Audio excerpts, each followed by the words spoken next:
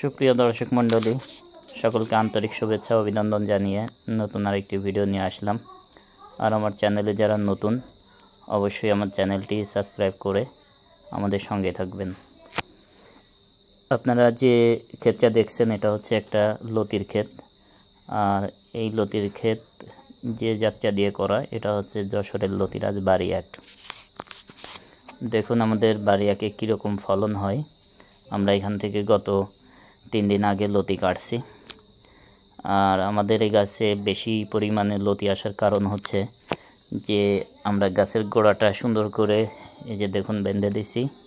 গাছের গোড়াটা যখন আমরা বেঁধে দিছি, গাছের গোড়ায় যখন আমরা লতি কাটছিলাম, আমরা 1 গিট 2 গিট রেখে আমরা এই লতিগুলো কাটছিলাম।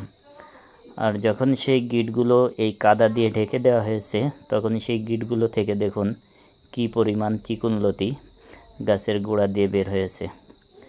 এটা হচ্ছে লতির ফলন পাওয়ার প্রধান টেকনিক। কারণ আপনি যখন লতিগুলো কাটবেন তখন 1 গিট 2 গিট রেখে রেখে যখন কাটবেন, তখন সেই গিটগুলো যখন আবার এই মাটি দিয়ে গোড়াটা বেঁধে দিবেন, সেই গিট থেকে নতুন করে লতি হয়।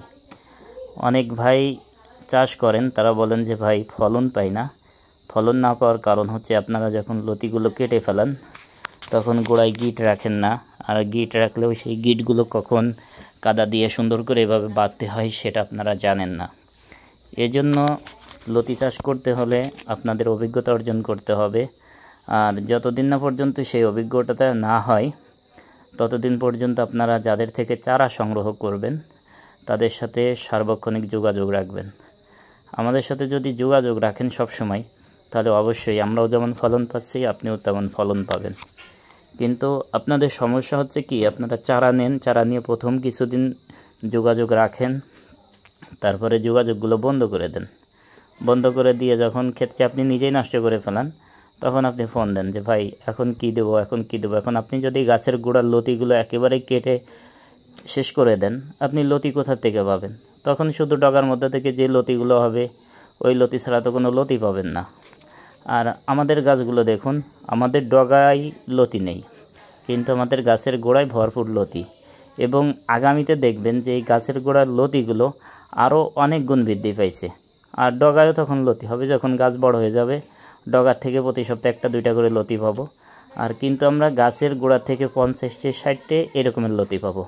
সে ভিডিও আপনারা অপেক্ষা করেন, আপনাদেরকে দিব। দেখবেন যে আমাদের এই গাছে কি পরিমাণ তখন লতি হয়, এই জমিতে পা ফেলার জায়গা থাকবে না।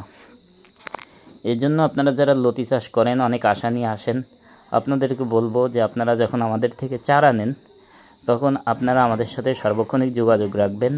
এবং আমরা যে ওষুধ ব্যবহার করতে বলি, যে সার দিতে বলি, যখন দিতে বলি, যে পরিমাণে দিতে বলি, আপনারা সেইভাবে জমিতে প্রয়োগ করুন। দেখুন আমাদের ফলন হয়েছে, আপনাদের হবে না কেন? আমরা যেহেতু আমাদের জমিতে এভাবে ফলাইতে পারছি, আল্লাহ আমাদেরকে দিয়েছে, তাহলে আপনারা যদি আমাদের ফর্মুলা অনুযায়ী চাষ করেন তাহলে আপনাদের কেন হবে না?